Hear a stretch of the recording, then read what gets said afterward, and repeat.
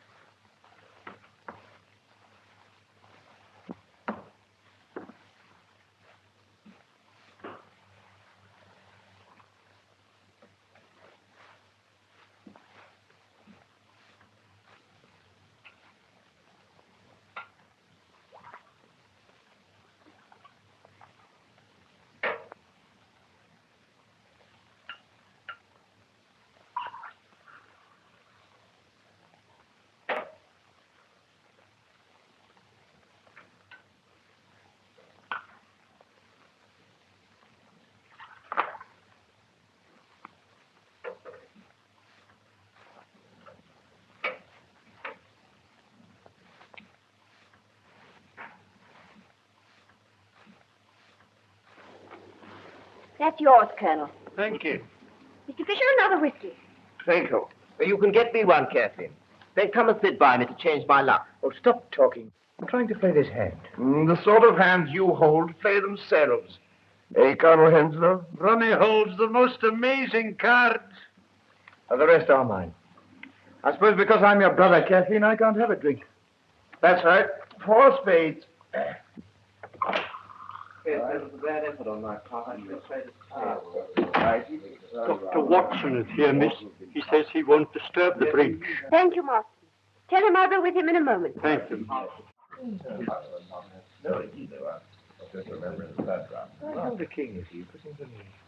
Yes, dummy, of course, you had the opportunity of coming in. Well, now, what about Olive? 4 in one hand and 1 in the dummy, that's 81. Excuse me, sir. This was on the floor. Thanks.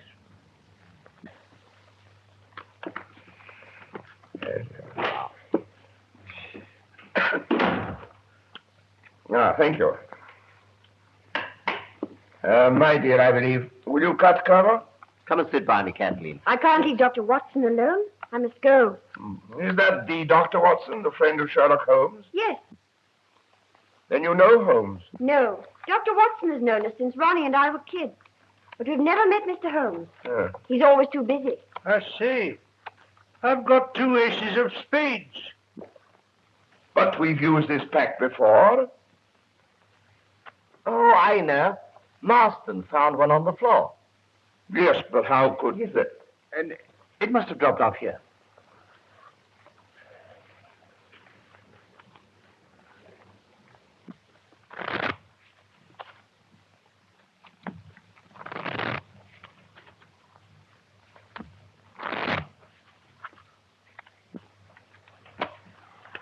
Your cut, please, Colonel. Cut for me, Ronnie. Well, Oh, don't go, Kathleen. I'll come and say good night to you all before I go to bed. I expect you'll all be at it till 3. Now, don't get up.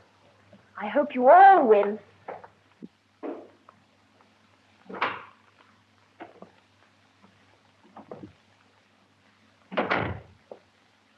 My dear, how kind of you to come. A summons from you comes before even a summons from Sherlock Holmes. It's sweet of you to say so, anyhow. Take off your coat and let me give you a drink. No, thanks. I can't stay. I came for a moment because you sent for me. Well, let's sit down for a minute.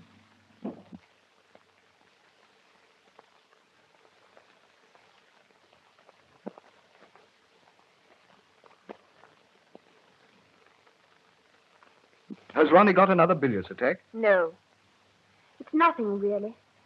I'm a bit worried. Kathleen, dear, won't you confide in me? It's about Ronnie. This gambling. You know, 6 months ago, we hadn't a shilling. You mean when your trustee absconded and shot himself? Yes. We were going to leave here. Ronnie was going to give up the diplomatic service. And then he began to play bridge for high stakes. But I always understood he was an exceedingly fine player. He is. But you can't always win. What do you mean? Always. Sometimes it's £20, sometimes 500. But he never loses. It looks as if... Oh, I can't say it. It's impossible. Ronnie isn't capable of such a thing. But I would like to be sure. How can one make sure? Well, I really don't know. I'll ask Holmes. Oh, no. He might arrest Ronnie. Oh, of course he wouldn't. But he might frighten him into giving up cards. I never thought of that. Yes. Do ask him to do something. I'll come round and see him in the morning, may I? Well, I don't know. Yes, I may. You'll make him see me, won't you? He thinks an awful lot of you. Well, I don't think I need waste time. It's a grand slam. I make 7 spades, 3 diamonds, 2 hearts, and the ace of clubs. That's right. Another big rubber. Well, that just about cleans me up. I make the difference 1,600 points. You add up very quickly. Quite a mathematician, eh? How much is that? 160 pounds. Well, I've lost both rubbers, and so I owe you 255 pounds. If we settle up at the end. This is the end. My wife is not very well, and I promised to go home early. Well, if you must, you must. I'm sorry to spoil your evening, but perhaps you can get Miss Adair to make up a for. Kathleen plays a game that resembles hockey more than bridge. Still, if you're determined, we'll see you Monday. I'm afraid I shan't be able. I have to go out of town on important business, and I don't know when I shall be back. Then it's no use trying to fix another evening. I'm afraid not. Let me know when you're back. Good night. And thanks very much. I didn't know Sir Timothy played bridge. Sir Timothy? Yes. Timothy Frobisher. He's the 4th. You know, one can't work long with Sherlock Holmes without picking up some of his tricks of observation and deduction. What makes you think he's Well, here? his initials. T.F. Timothy Frobisher. Elementary, my dear Kathleen, elementary. And then there are further indications. The owner of this hat is immensely tall. You see, he's bruised the top edge here, probably going through a door. Excuse me, may I have my hat? Yours? Certainly. My initials are inside. T.F. Thomas Fisher. Oh, I beg your pardon. You're not going? Yes, my wife is not very well, and I promised to get home early. Oh, I am sorry. I think I'll go too.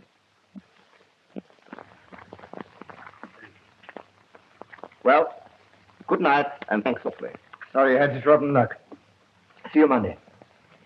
Well, really, I think I better not.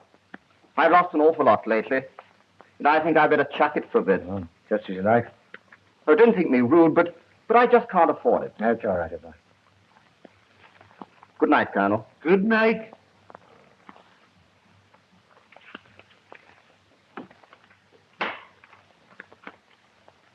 Well, have you to have a sick wife and a business appointment? No, a whiskey and soda.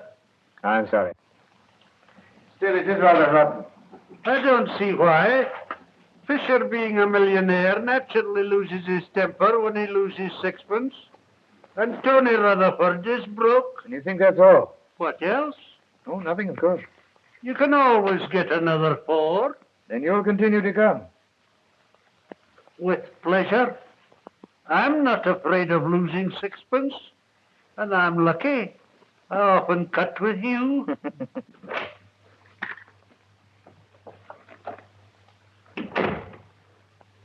What's the matter with you all, stopping so early? Well, Fisher had to go. And for once in my life, I'm going to have an early night. Then I'll see you out. Good night, Ronnie. Good night, Colonel.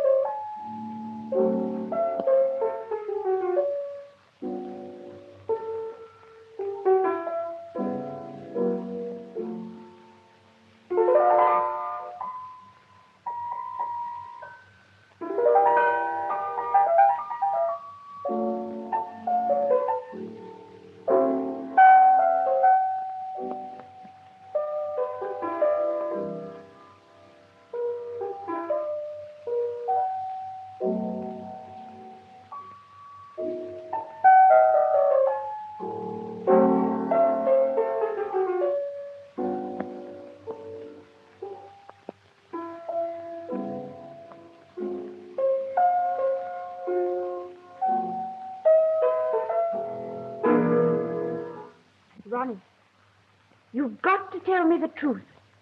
The truth? What do you mean? I've got to find out the truth. Terribly difficult thing, darling. Ronnie, stop. Kindly explain this ace of spades. Explain this of spades. You know exactly what I mean. When Marston picked it up, you said it belonged to that pack. It doesn't, and you know it. Well, it must belong to some other pack. A hidden duplicate pack. What the devil do you mean? How dare you suggest that God knows I don't want to suggest it. But we were ruined. Then you started playing bridge for high Look stakes. here, Kathleen. We've always been the best of pals. But if you're going to say things like that, Don't you see? Everything points to it. Oh, I don't believe it. I won't believe it. If I did, I'd rather put a bullet through your head than earn a brotherhood. Yes, Master? Excuse me, sir. A note from the Foreign Office. Thanks. Who brought it? The Commissioner, sir. Is he there? No, sir. He said there would be no answer. Thanks. Shall you want anything else, sir? Not tonight, Marston. I shall want breakfast a bit earlier. The foreign sending craft means 9:30. Very good, sir. Good night, please. Good night, Marston. Good night, sir. Good night. Anything serious? Well, if you must know, they want me to go and see some German fellow in Hampstead who'll tell me some official secret which was probably published in last night's paper. Don't go, Ronnie. I've got to have this out with you. I can't believe. Ronnie.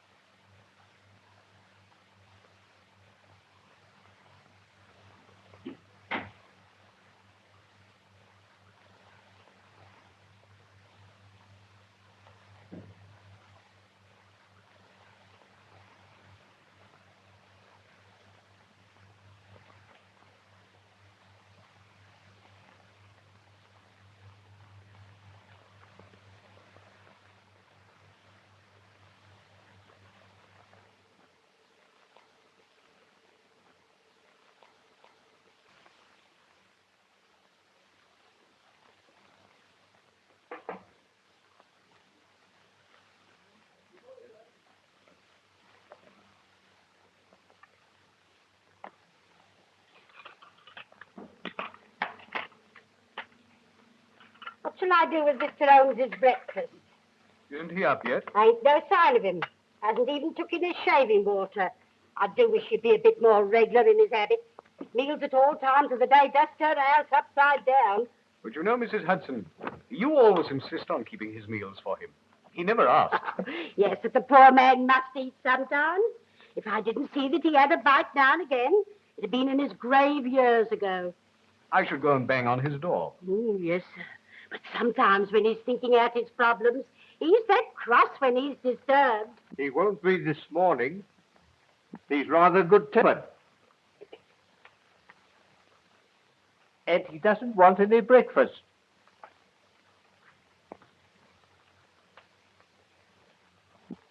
No, Mr. Holmes, you did give me a turn. One good turn deserves another. What can I do for you? As to breakfast, sir. Oh, I've already breakfasted with the manager of the London and Commercial Bank. Oh, so they've sent for you for this? Are you sure I can't tempt you to a nice bit of attic? My dear Mrs. Hudson, you've always been a temptation to me, but attic, after a good breakfast, is not. No, you do carry on. It's a good job I don't take you serious. I'm perfectly serious. Jokes are not my strong point. Ask the doctor. I never see any of his. No. I've been wondering, my dear Watson, why you don't get the batteries of your car recharged. What do you mean? Well, you had great difficulty in getting your car to start last night. The batteries are run down. They are, but how did you know? You've a blister at the base of your fingers on the right hand. As you've not been sculling on the Serpentine this morning, I deduced that you've been cranking your car. That's rather wonderful. That's elementary, my dear Watson. Elementary. Oh, let me give you a hand. Thank you, sir. Can you lift that? Yes. And the cloth on the top, Yes, first. please. There you are. Thank you. You sure there's nothing else I can do for you? No, nothing, thank you. Oh, wait a minute. Let me give you a hand.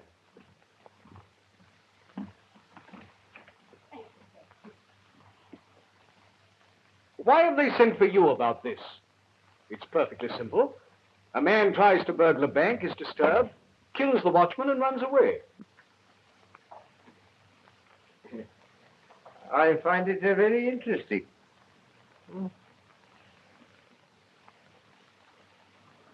Have you ever heard of Professor Robert Moriarty?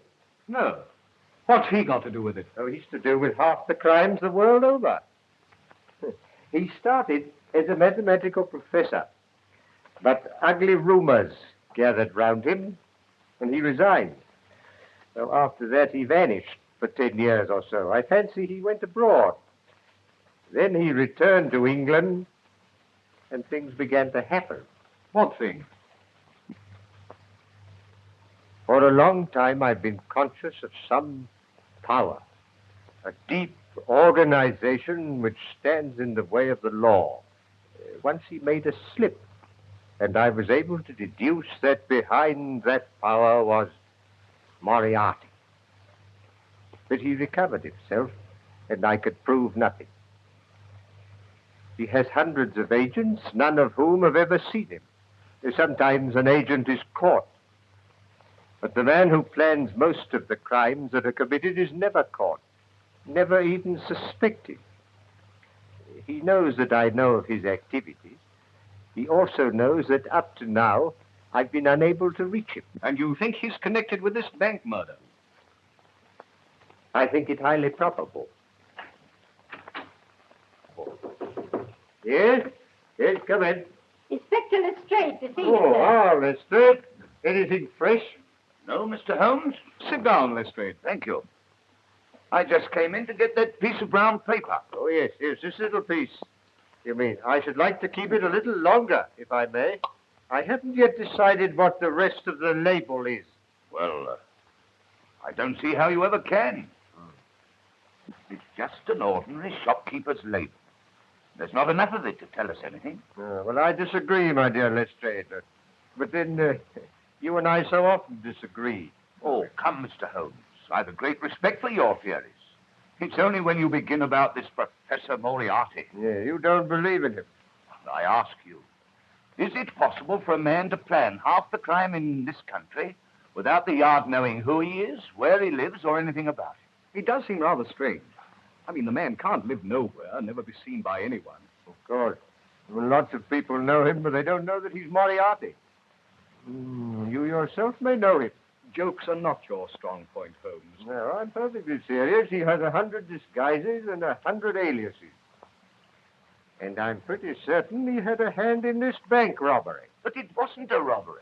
The thief got nothing. He broke into the bank and... Have you ever tried to break into a bank, Lestrade? Me? No, I thought not. But do you seriously think it's possible for one man to break into a bank without using anything short of dynamite? There were no signs of a forced entry. Which might point to the fact of his having an accomplice. Or even two. He got inside. Which doesn't necessarily mean you're Professor. The man was interrupted by the watchman, killed him, got frightened, and bolted. And yet, inside the safe, we found this piece of brown paper. 3 people swear it was not there when the safe was shut last night. Then he was inside when he was disturbed. Or before he went inside. He had this paper wrapped round something. You will observe that this end here is slightly torn and there is a blood stain on it. I therefore deduce that the struggle with the watchman took place first, and he then took his parcel into the safe. Oh, it won't work, Mr. Holmes. It won't work. There was £70,000 of note in the vault. Not one of them is missing. How true. How true. But if you remember, a fortnight ago, an almost similar thing occurred in Berlin. In Berlin? Yes. You should read your Berliner Tageblatt, my dear Lettre. The strong room of the Reichsbank was entered. The watchman was laid out, happily not killed, and nothing was removed. Very strange, Mr. Holmes. Very strange indeed. It looks almost as if there was a connection. I should like time to think it out a bit. When can I have that piece of brown paper? I'll let you have it this evening. In the meantime, would you be good enough to warn all foreign customs officials to be on the lookout for a very large quantity of English banknotes which will be smuggled through in ordinary luggage? What do you think? I think it would be a wise precaution. Very good, Mr. Holmes. I'll get back to the yard now and put the matter in hand. Good morning, gentlemen.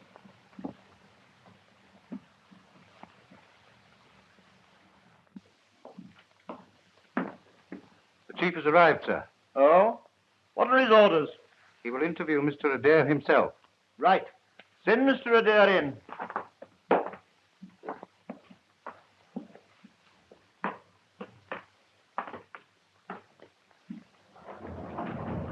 What the devil's the meaning of this?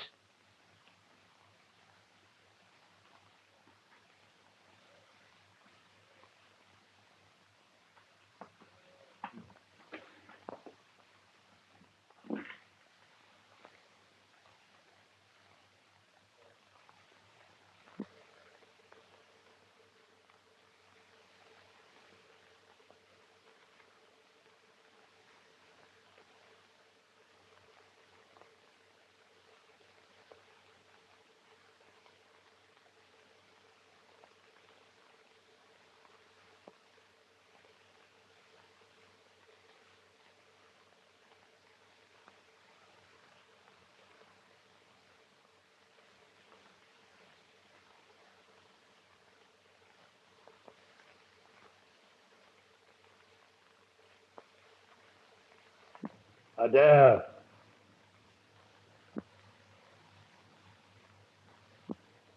Adair. My God, am I drunk or what? I hope not at 10 o'clock in the morning. What's all this about? I was seized in a car, blindfolded, and driven half round London. I apologize for that.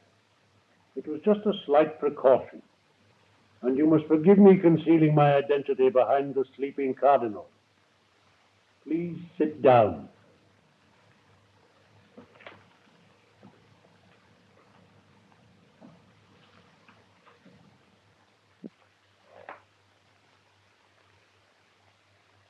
Are you Mr.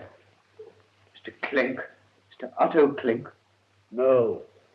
Poor Otto Clank must have been dead a good many years. What the devil's the meaning of this? Only that I have a slight favor to ask of you, Mr. Adair. Favor? Who are you, anyway? I understand that you are leaving on the Golden Arrow at 11 o'clock tomorrow for Paris. And if I am? You are going on Foreign Office business, and you will have a laissez-passer, which means that your luggage will not be examined by the customs. I want you to take a suitcase to Paris for me. I'll do nothing of the kind. Why should I? Because you can't help yourself. Don't be ridiculous. Sit down, Adair. You go to hell. Sit down. You have been cheating at cards. What? I repeat, you have been cheating at cards. I should have warned you that this picture is painted on steel. Sit down. All your life you have been interested in sleight of hand. Your trick of palming a whole pack of cards has been very useful to you since your trustee absconded and left you and your sister penniless. It's a lie. You have taken to playing bridge for very high stakes. When you deal, you simply change the pack after it has been cut to you. You have a carefully prepared pack in the palm of your hand. You do the same when you cut a pack to your opponent. Now, this procedure, if publicly known, is not likely to lead to an advancement either social or diplomatic. In fact, it means the end of you. Who's been telling you this ridiculous story? Last night you made a slip. You dropped the ace of spades. Now I think I can count on your doing me this very slight service. Go on. A suitcase bearing your initials will be delivered at your flat at 9:30 this evening. You will pass it through the customs with your other luggage. I understand you have engaged a room at the Bristol in Paris. You will take your luggage there, and by 10 o'clock tomorrow night, the suitcase will have vanished from your room. You will make no comment.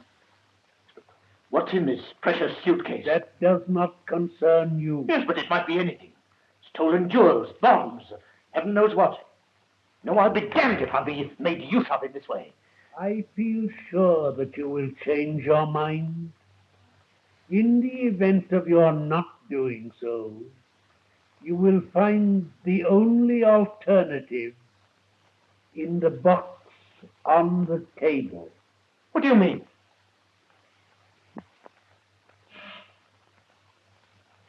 Here.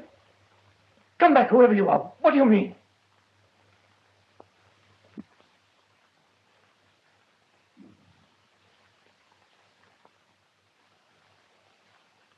The only alternative.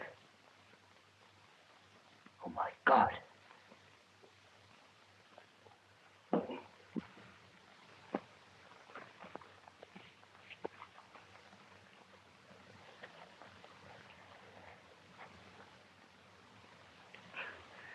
What are you trying to do? I'm trying to see how many Bank of England notes will go into a parcel of this size. You see, my dear Watson, that this note should fit into these creases. There you are, as I thought exactly. Here. Were you busy this morning, Watson? No, I kept the morning free. I rather hoped you'd see Kathleen Adair. She's due here now. I sent her a note on the way home from the bank. Oh, that's very kind of you. Then you will have a talk to Ronnie. No, I want to talk about him. He's in the diplomatic service, isn't he? Yes. But what's that got to do with it? What's what got to do with what, Watson? Come in. Mr. Dare to see you, sir. How wonderful of you to have managed it. It's terribly kind of you to see me. Not at all. Won't you sit down?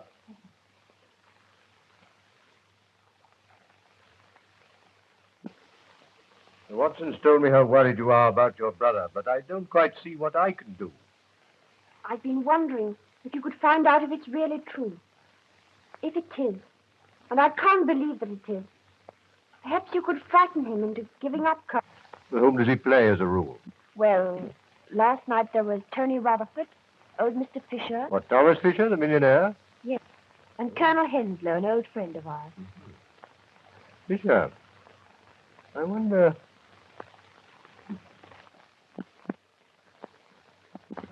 Forgive me, Mrs. Dare, but does your brother travel at all on official business? Quite a lot. In fact, he's off to Paris tomorrow. Ah, I thought so. How long has he known that he would be going tomorrow? 3 or 4 days, I think. Where is your brother at the moment? I don't know. At the Foreign Office by now, I should think. He went out early this morning. They sent a car for him. So, do you happen to know where he had to go? I think he said Hampstead. I know it wasn't far. He should be back at the office by now. Yes. Yes. They think a great deal of your brother at the Foreign Office. They used to. But lately he's been playing so much bridge. I'm afraid he's been neglecting his work. Yes, that's a pity. Yes. I wonder if you'd be good enough to ask your brother to come and see me this afternoon. Of course. I'll go round to the Foreign Office now. Oh. I might just catch him. Why not telephone? He hates being long up there, and I couldn't explain on the telephone. What shall I do if I miss him? Well, when will you be seeing him? Tonight. He's dining out, and he's bound to come in to dress. Very well. In that case, would you be good enough to ask him to come and see me in the morning before he starts? That's awfully kind of you. Don't mention bridge to it. As a matter of fact, I shall not say a word on that subject myself, but you may rest assured that after he has seen me, he will never gamble again. I can't tell you how grateful I am. Not at all. It's I am grateful to you.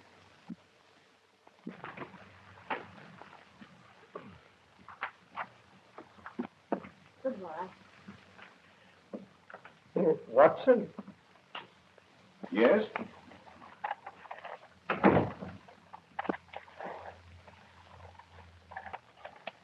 What's all this mean, Holmes? Means, my dear Watson, that the Foreign Office doesn't send a car to take a very unimportant young man to Hampstead.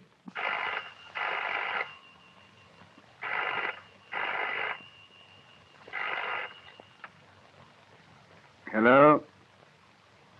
Hello? Yes, speaking. Who's that? Mrs. Smith. I seem to know that name. Mrs. Annie Smith. Oh, Mrs. Tallboy has put you on to me. I don't think I know a Mrs. Tallboy. Huh? No, you're quite right. It doesn't matter. Well, you think it's appendicitis? Oh, what's the address? Would you mind taking this down, Holmes? 1006 Fentonville Road. Yes. Yes, I'll come at once. I'll take a taxi.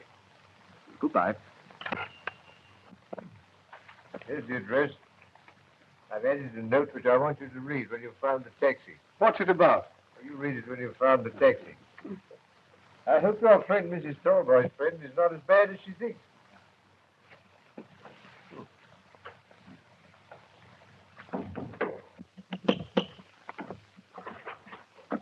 Now, what is it? Please, Mother says, can I have Paul's pajamas? They've blown us our line into your backyard. You've no right to hang out your washing and your whatnots in a respectable neighborhood like this. Mother said if you started carrying on about the washing, I wasn't to stand any of your lip. Your mother said that? Yes, she did. Well, I've never had such impudence in all my born days. You go and I'll give your mother lip. You wait. Mother said I was to take back the pajamas and not to talk to you. She doesn't think you're respectful. What's that? She says it's disgraceful, a widow living in a house full of nothing but men. Oh, you wait a minute. I'll give her respectable. Go on up it. Go on up you go. Oh, my word, respectable.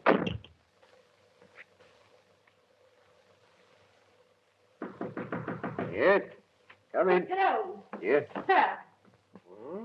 I'm just going to step round to that Mrs. Freeman. I've got a few things I want to say to her. Yes, Mrs. Hudson. But what has upset you?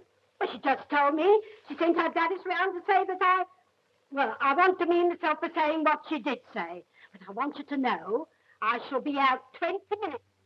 Well, I wouldn't be too violent if I were you, Mrs. Hudson. Violent? Indeed, I'll set about her good and proper. Indeed, I would, if it wasn't for my chronic arthritis.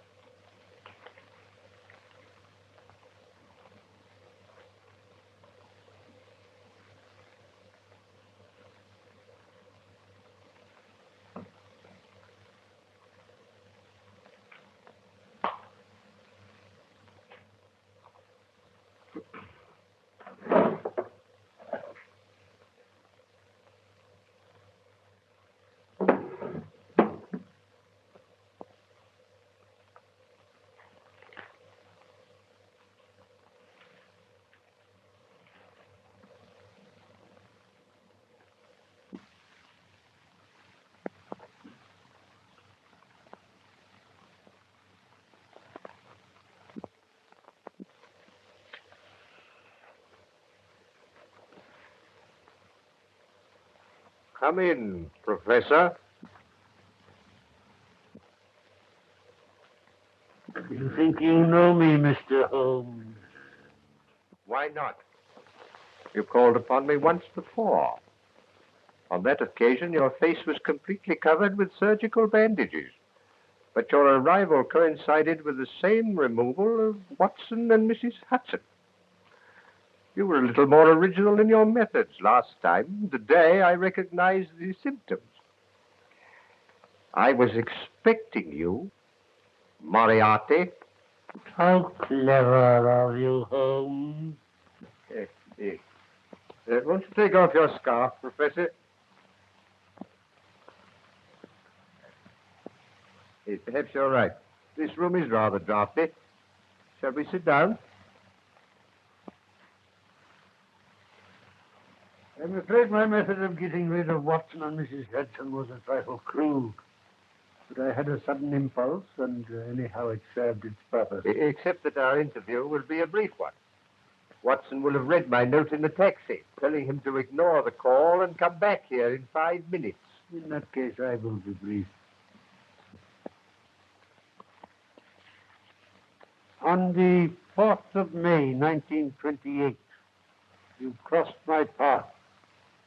A dangerous thing to do, Holmes. 8 months later, to be exact, the 20th of January, 1929, you incommoded me seriously. Yes, you made a bad slip in 1929, didn't you? Nearly had you, Professor. And now I find you so constantly in my way that it would be better for me if you were removed. Perhaps what I have to say has already crossed your mind. Possibly my answer may have crossed yours. You stand fast? Absolutely. A great pity, Holmes. I have a great respect for your mentality. A great pity.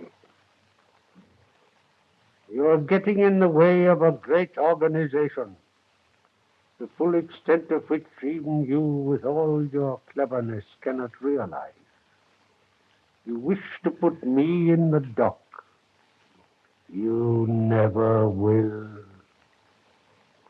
If you destroy me, rest assured I shall do as much for you. It's very interesting, Professor, but your 5 minutes are up. I fancy I hear the arrival of Watson. May I offer you a piece of advice? Never give way to sudden impulses. They're even more dangerous to you than I am. I read your note, Holmes. I beg your pardon. Did you come to see me? Your friend is in great danger.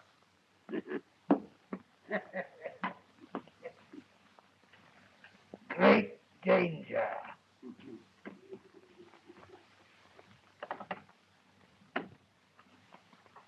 What's the matter with him? It is the draft, Watson. He's feeling the draft very badly at this moment. But who was it? Well, that was Mrs. Smith of 1006 Pentonville. Mrs.? Or shall we say, Professor? Oh, the mythical Moriarty. What does he look like? Well, I know no more than you do. Except that the first molar in the left side of the upper jaw is very badly filled with gold. Have you a mathematical mind, Watson? I think so, fairly. Ah. Well, never give way to sudden impulses. They're not good for mathematicians. Moriarty has made the worst slip he's made since January 1929. You mean you think you found out how to get him? No. No, I found out where he gets his boots. I wish you'd be serious. The professor's boots are made by Mr. J.J. Godfrey, bootmaker. Yes, here we are. 502 Pont Street, Southwest 1. Godfrey, Pont Street? Yes. But that's where I have mine made. You do surprise me.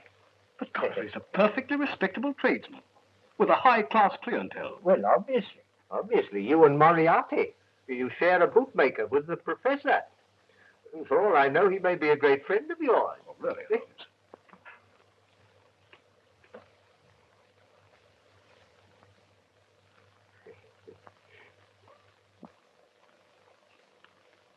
Does Mr. Godfrey make his boots on the premises?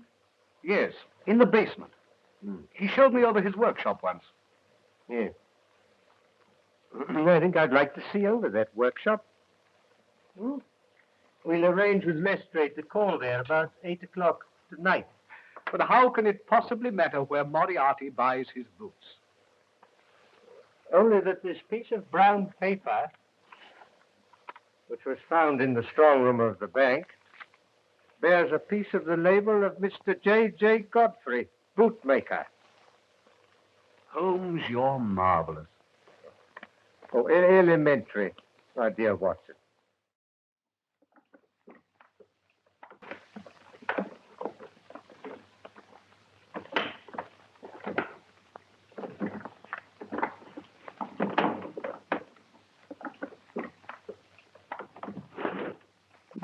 Well, that's that. Now what am I to do with it? You will be at Down Street Tube Station at 9 o'clock precisely. You'll take the suitcase with you. Oh, it's all right. There's heaps of time. It isn't 8 o'clock yet. In the main entrance, you will see a man with a scar on his left temple. He will take the suitcase from you. Yes, sir. The keys? There they are, sir. Looks a good bit of work. Yes, sir. I'm a good workman.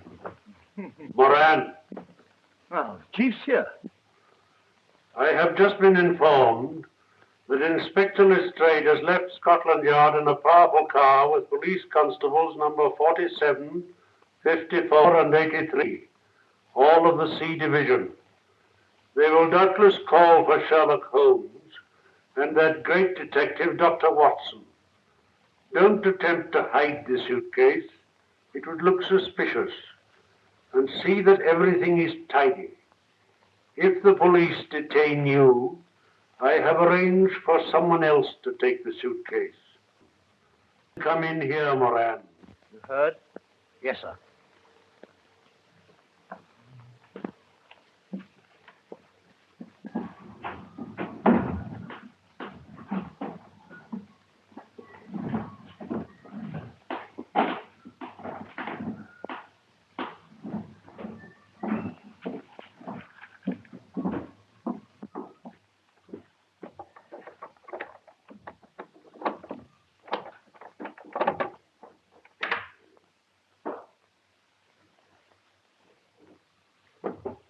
Put this right, Godfrey, will you?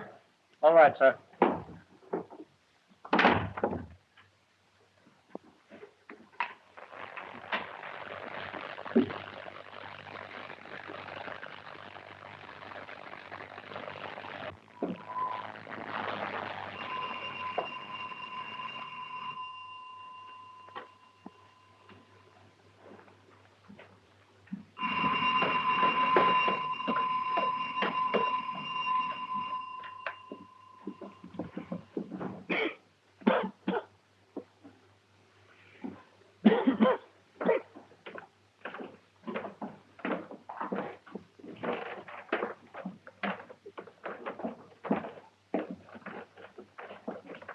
Which of you is Mr. Godfrey?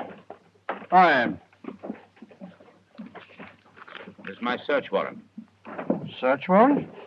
Well, what are you searching for? You'll know when I found it. Why? If it isn't Dr. Watson. Hope the last pair of shoes I made was satisfactory. Oh, I see you're wearing them now. Yes, quite, thanks. I say, Holmes, this does seem rather absurd. You know, Godfrey's made my shoes for years. Yes, your shoe last is in that cupboard over there now. Over there? Yes. I'll go and find it.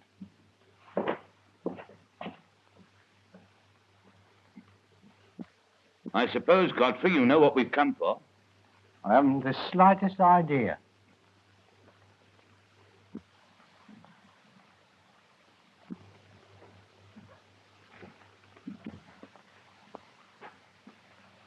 Hello. Starting out a new branch, eh? Oh, that? Yes, that's an experiment. Special order for a new customer. Thought I might as well try my hand at it. I'm glad to see you look after your work people, Godfrey. Oh. Well, we've only got 3 of them. There's Roberts and Williams and his brother here. Yeah. Well, you look after them. The place is properly ventilated. Ventilated? Oh, that. Yes, sir. Yes.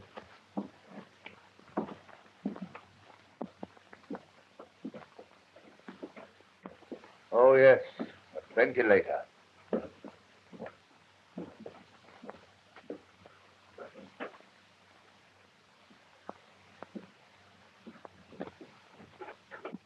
Where's that door lead?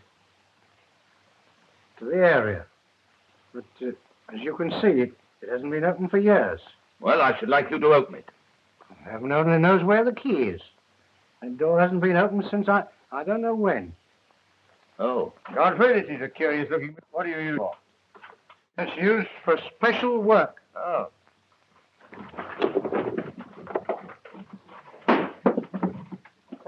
So, you wanted to know what I was looking for, Godfrey. Well, you know now. I was looking for a press that made perfect Bank of England notes. Take them all away.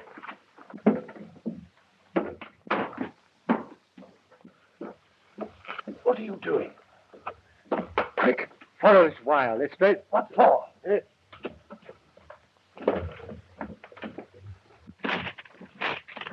Go on, quickly, straight. Help me get this door down. What?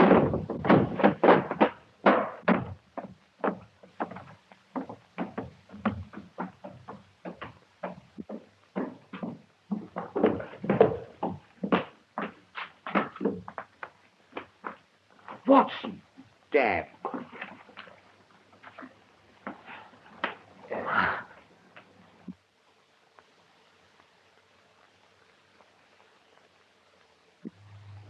Oh, have another drink, my dear Watson. Hey, you feel better. Thanks, I'm all right. I haven't a scratch. It was a bit of a shock being seized and trussed up like that. You saw nobody? Nothing. I was standing in the cupboard, and the shelves swung round. I was seized from behind and blindfolded. Well, anyway, we've done a good night's work. My theory of the bank robbery is proving correct. What has your finding a forger's outfit in a bootmaker's basement got to do with a bank robbery, which wasn't a robbery at all? Well, I'll try to explain.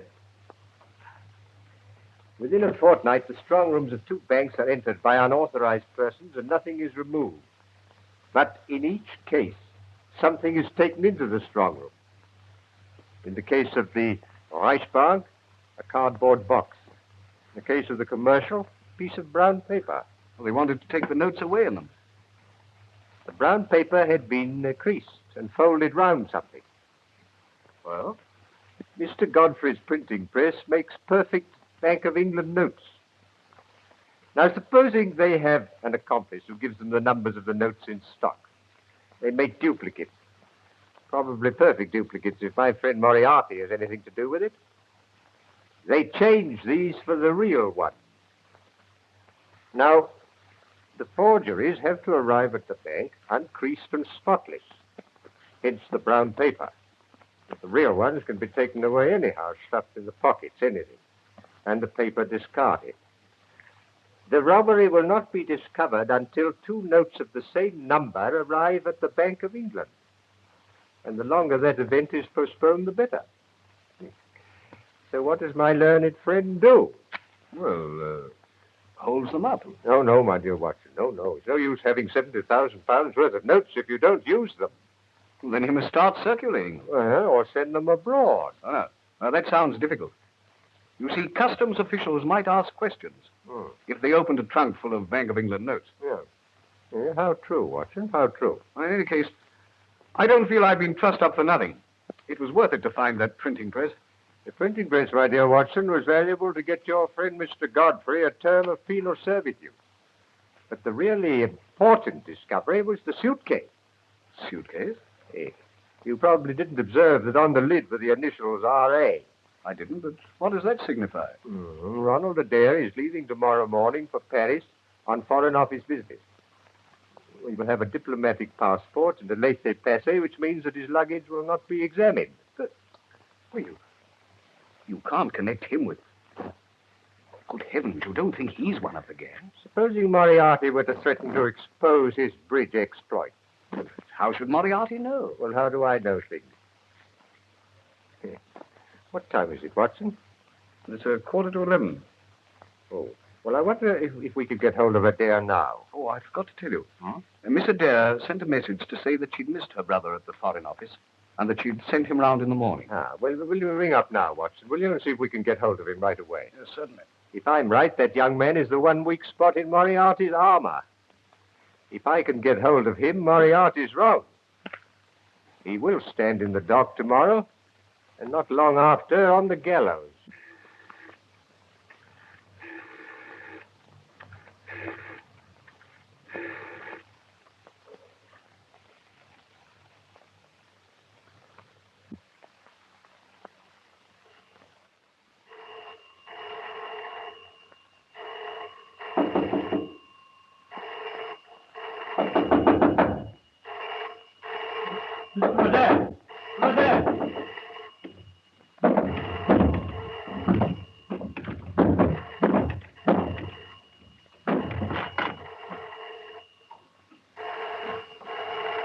Mr. Adair? Mr. Adair!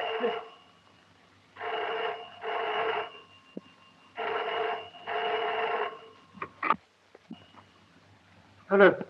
Yes. You can't, sir. You can't. He's killed. Yes, I've just found him shot through the head. Is it usual for you to go to bed as early as 10 o'clock? Yes, sir. When there's no company. And you heard nothing at all? No, sir. You see, our bedrooms are all at the back of the building, completely cut off from the rest of the flat. I see. Yes, sir. Thank you. Would you send the butler to me? Yes, sir.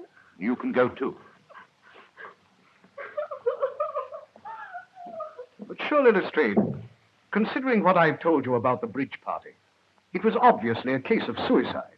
Then where is the revolver? He must have thrown it out of the window. Well, the bullet didn't penetrate the brain. He may have been conscious for a few seconds after the shot. And his fireplace shows that he'd been burning his correspondence. A good deal of correspondence. Then what about the letter he was writing? I can't make that out.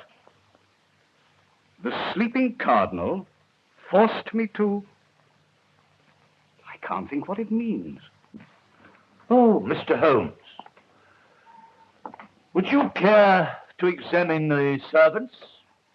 The cook and the housemaid neither saw nor heard anything. No, Lestrade. No. You carry on. No, I'll just amuse myself. We found this on the table in front of him. The sleeping cardinal. The sleeping cardinal, now. Where have I heard that name before?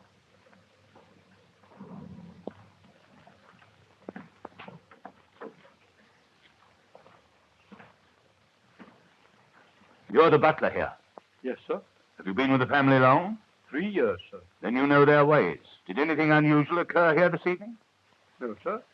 Miss Adair dined alone at home, and Mr. Adair came in at 9:15 with Colonel Henslow. Who is Colonel Henslow? Oh, he's an old friend of the family.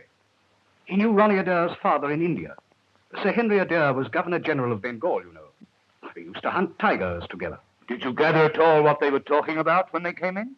Well, sir, Mr. Adair was saying, "And you think Fisher means trouble?" Yeah. That was all I heard, sir. How long was the Colonel here? Barely half an hour, sir. Was Miss Adair with him? No, sir. She was in her room. Was anyone else in the flat? No, sir. You're positive that there was no one else at all? No, sir. Oh, a man came about 9:30 with a new suitcase that Mr. Adair had ordered. What kind of a man? I didn't notice him particularly, sir. He wasn't actually inside the flat. He just handed me the case and I signed for it. Where did the case come from? I really didn't notice, sir. I just told Mr. Adair it was here, and he told me to put it with the other luggage in his bedroom. Oh. Which one? That's the odd thing, sir. It isn't here. And I can't find it anywhere, though I've searched the flat. It was quite an ordinary sort of case. Can't think where it could get hidden. But it must be somewhere. Unless Mr. Adair took it out. He didn't go out, sir. He went straight to his room after the colonel had left. Why didn't Miss Adair come and see the colonel? Wasn't she friendly with him? Oh, yes, sir. She was quite friendly with him. Wasn't she friendly with her brother? They were devoted to each other. They was, sir. But there was a bit of a shindy last night, sir. Well, she never mentioned anything about it to me. No, sir. It was after you and the other gentleman had left. I can't think it was a serious quarrel. I beg pardon, sir. It was. I brought in a note for Mr. Adair, and I don't think they heard me come in. What were they saying? Well, sir, Miss Adair was very excited, and she said, I'd rather put a bullet through your head than own a brother who... And then she saw me and stopped. Directly afterwards, Mr. Adair left the room. And tonight, how did you know he'd been killed? The phone bell was ringing in this room, which was locked, and I got no answer to my knocking. What did you do? I broke down the door. And then I found Mr. Adair in that chair, lying across the table, dead, and the window open. How long had he been in his room? About half an hour, sir. And you heard nothing? Not a sound, sir. And I was in my pantry, which is on this side of the flat. Thank you, Master. Would you ask Mr. Dare to come here? Yes. I think if I were you, I should see Colonel Henslow first. I understand he's with Miss Adair. And after all, he was the last person to see Adair alive. Yes. Will you ask the Colonel to come here? Very good, sir.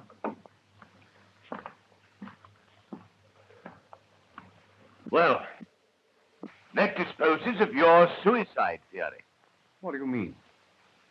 You're not suggesting that Miss Adair... At any rate, she threatened. But the door was locked on the inside. Ah, Colonel. I don't think you know Inspector Lestrade and my friend Sherlock Holmes.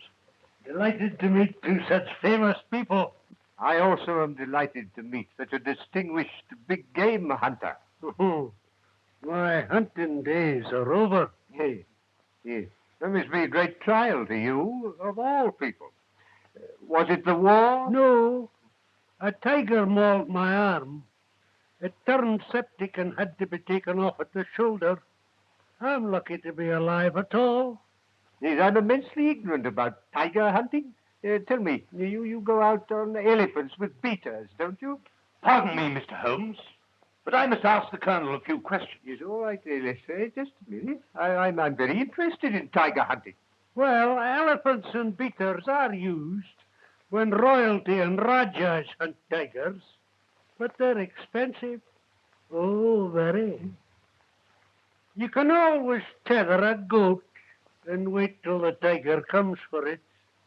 Really, Mr. Holmes, I'm pressed for time, and I must ask the Colonel a few questions. Yeah, well, fire ahead, Lester, fire ahead. You were the last to see the deceased alive. Yes. He's been very nervy since last night. He came round this evening and asked me to come back with him for a chat. I suppose you all know what's happened at the bridge party. Yes? One of the players looked like being unpleasant, and Adair wanted my advice. And what was your advice? To do nothing at all. Even if it were true, nobody could prove it. And he was less worried when you left? I think he was, a little. I understand a new suitcase was brought to the house last night. Were you there when it arrived? I believe so. I never saw it, but I heard Ronnie tell Marson to take it into his bedroom. What time did you leave? About 9:45. And within 3/4 of an hour, he was found dead. Surely it's obvious he shot himself. I disagree, my dear Watson. He was murdered. Of course. You don't really think so? Yes, my dear Colonel. I'm certain of it. And what is more, I'm sure you'll all be glad to hear that within 24 hours, I shall not only be in a position to prove it, but I shall have the murderer under lock and key. I'm delighted to hear it. Not that it can bring the poor lad back. You know, Ronnie, with all his faults, was extraordinarily lovable. I feel rather as if I had lost a son. Thank you, Colonel Henslow. I shan't need you any more. Would you mind asking Mr. Dare to come to me a moment? Certainly. Goodbye, Mr. Holmes. Goodbye, Colonel.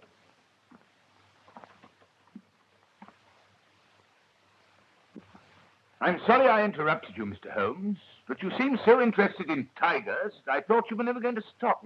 They interest me. The stark ferocity, the cold cruelty.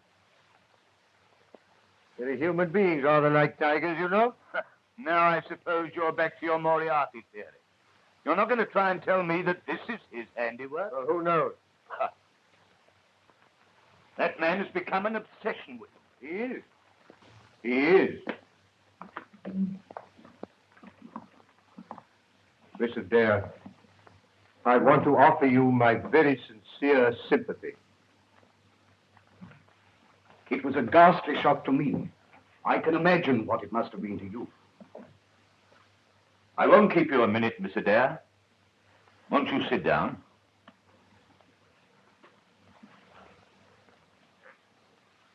When did you last see your brother? At 6:30. He came in to dress, and I came in here to give him a message. What was the message? I told him that Mr. Holmes wanted to see him before he went to Paris. You see, I'd asked Mr. Holmes to interview him. What did he say? He was upset. In fact, we had rather a quarrel about it. Another quarrel? You had one the night before. Yes, but this was not so serious. He was merely annoyed that I had spoken to Mr. Holmes. He was very annoyed? Well, rather. He seemed more frightened than annoyed. I couldn't understand. And so you quarreled again? Well, yes. He said I had no business to interfere in his affairs. And did you again threaten to shoot him? Shoot him? What do you mean? The night before, your butler heard you threatening him. Oh, no. I never did anything of the kind. I shoot Ronnie. You said you would rather put a bullet through his head than own a brother who... Oh, that was only a figure of speech. I was accusing him A of most something. unfortunate figure of speech, considering that within 24 hours he was found with a bullet through his head. But you don't think that No, miss. But I must ask you to come along with me after I finish my investigation. I say, Lestrade, this is grotesque. Holmes, listen. Here's Lestrade suggesting that Mr. Dare... No, Dr. Watson, I didn't. All I want is her to come along and make a statement. I'm sure Mr. Dare will be delighted to go with you, Lestrade. It is quite a warm night. Anything you say, of course. Thanks, miss. I shall be ready in a minute. Then I'll go and put on my things. If you have no more questions. No, nothing else, thanks.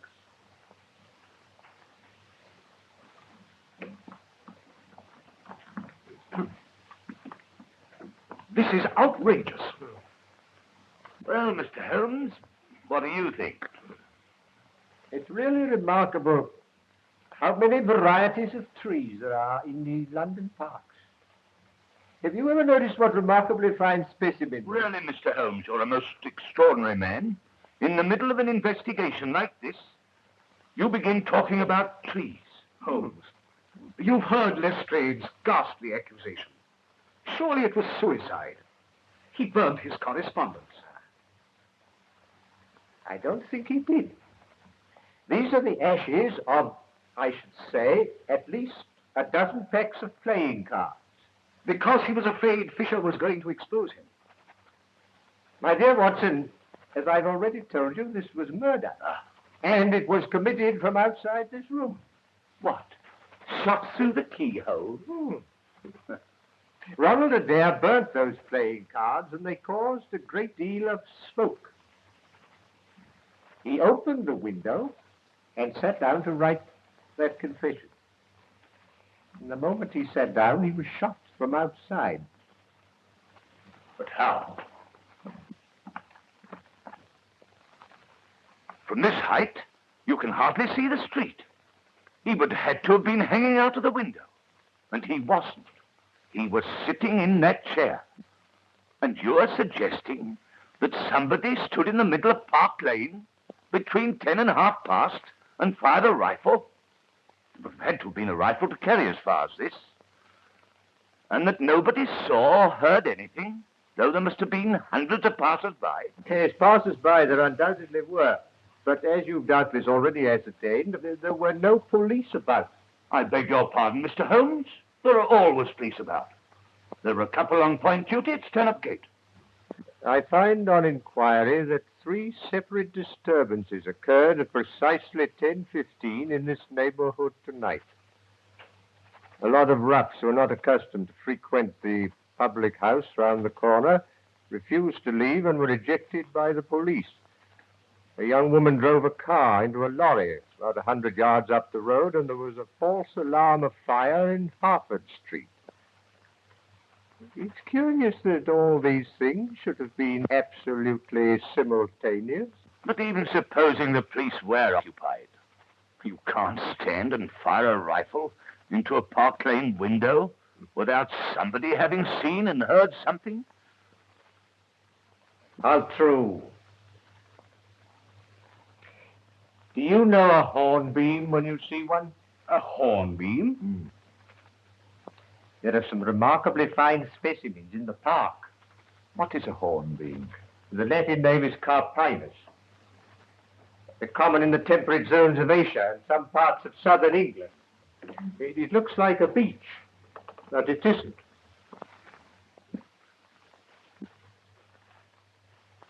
You know, Dr. Watson, in spite of the fact that I've known Holmes for some years, I sometimes wonder if he's all there.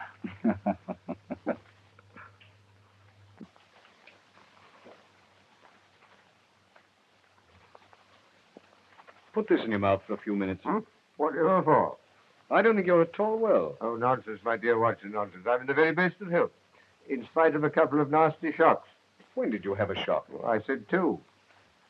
During the stroll I took this afternoon, I was just going to cross the Marylebone Road.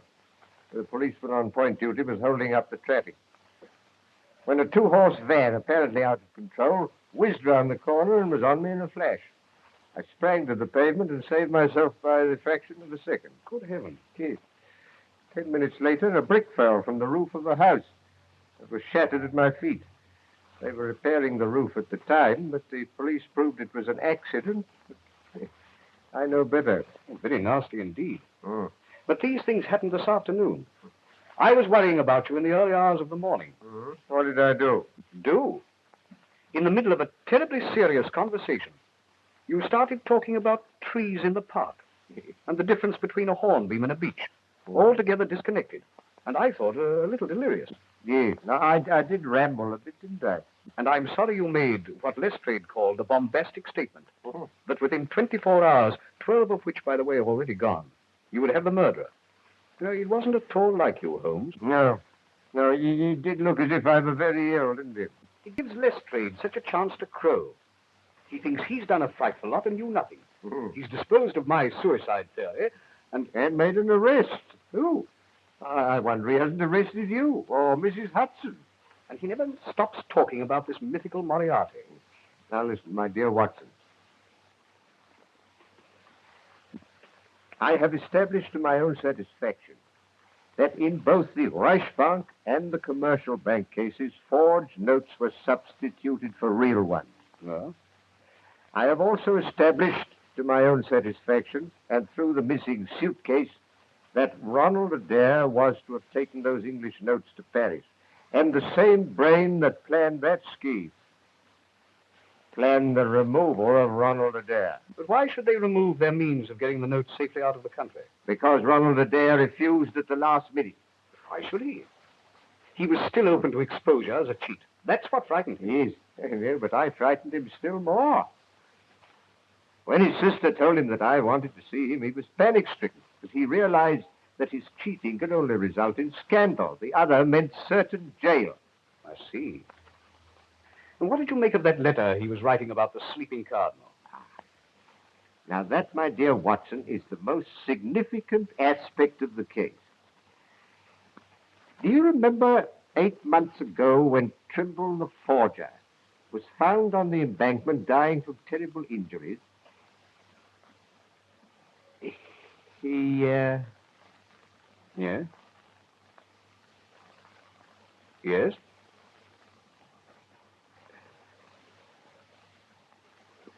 Yeah.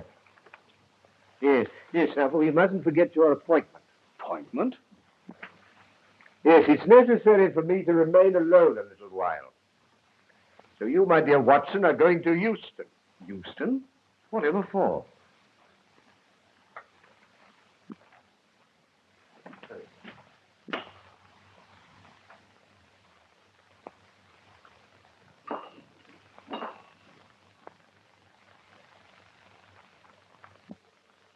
What's the idea? You'll see.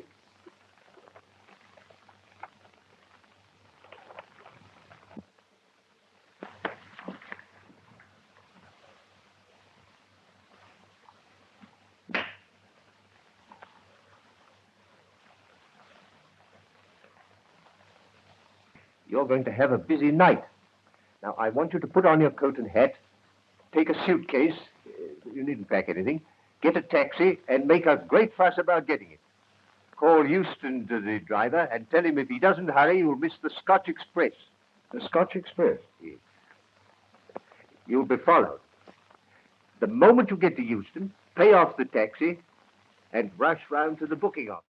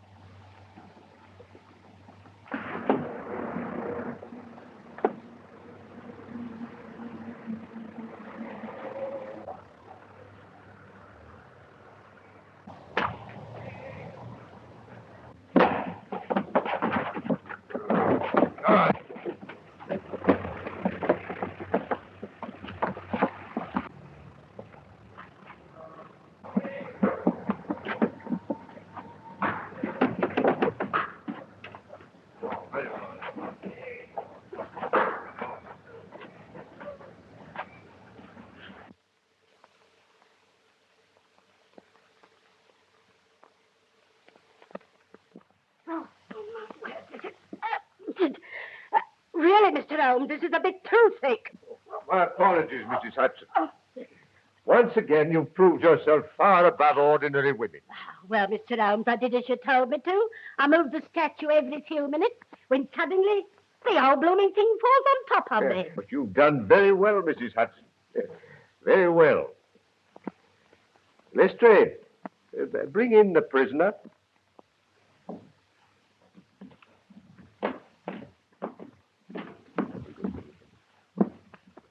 Oh, may I see that, Lestrade?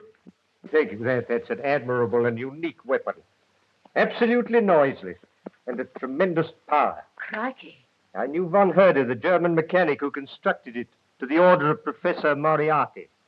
I've known of its existence for some time, but I've never handled it before. Ah, Watson, yes, I've just been murdered. Perhaps you'd like to see who my assailant is. As I thought. But Holmes, that's Colonel Henslow. And what are you charging me with? Why, for the attempted murder of Sherlock Holmes, of course. No, Lestrade. I shall not appear in this. To you, and you alone belongs the credit for this remarkable arrest. With your usual happy mixture of cunning and audacity, you've got him. Got him? Got who? Well, the man who climbed a tree in the park last night. A hornbeam, to be correct, and shot Ronald Adair through the open window of his flat in Park Lane. Has it occurred to you, Mr. Holmes, that it must be rather difficult to climb a tree and shoot anyone when one only has one arm? Ah, yes, I'd forgotten. Your left arm must be causing you great inconvenience. Lestrade, I wonder if you'd be good enough to free it for the colonel. Hello? What's the game? Let me introduce you to Professor Robert Moriarty, the mythical Moriarty, my obsession. I warned you when you called upon me yesterday that sudden impulses were dangerous. I observed that the first molar in your left upper jaw was very badly filled with gold. And when Colonel Henslow was feeling as if he'd lost a son, I observed the same bad workmanship in the same tooth. You clever, cunning swine. You think you've got me and you're safe. But you're up against an organization, Holmes. They'll get you. They'll destroy you. I might even do it myself.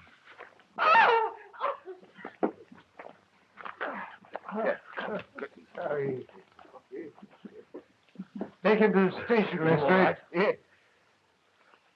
I think you'll find most of your organization waiting for you there. Also a brand new sealing £70,000 of good English banknotes. Take him away. We shall meet again, Mr. Holmes. And next time... Come on. Are you all right? I am, except my feelings and my tie, which is entirely disorganized. Well, we proved our Moriarty's theory, all right, Mr. Holmes. It's not easy to throw dust in your eyes, my dear Lestrade. Doesn't do to trifle with Scotland Yard. Quite true, Mr. Holmes. Quite true. Well, now, Watson, what about a drink? You'd like one, wouldn't you? Thanks. Lestrade?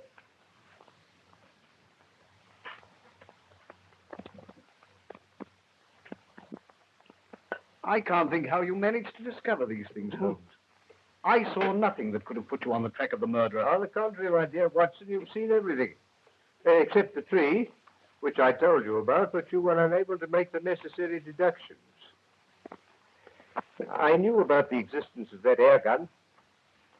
I found evidence that a tree opposite the flat had been climbed. By issuing a threat in front of Colonel Henslow, I made certain that during the 24 hours he'd try to silence me as he'd silenced Adair. Hence your little trip to Euston, Watson, and my placing a bust of myself in the window, which Mrs. Hudson moved occasionally to make it appear lifelike. I knew that Moriarty couldn't resist such an opportunity. But what gave you the idea, Mr. Holmes? Colonel Henslow himself. Yes, in the conversation I had with him, the irrelevant one about tigers, Watson. You can always tether a goat as a bait and wait till the tiger comes. Of course. But what about the sleeping Colonel? Godfrey's made us take the sleeping cardinal. That's the painting in the room in which you were tied up, Watson, and through which Moriarty used to speak unseen by his dupes. I've only one regret, that the bust of myself by Angelo Palazzini has been irretrievably ruined.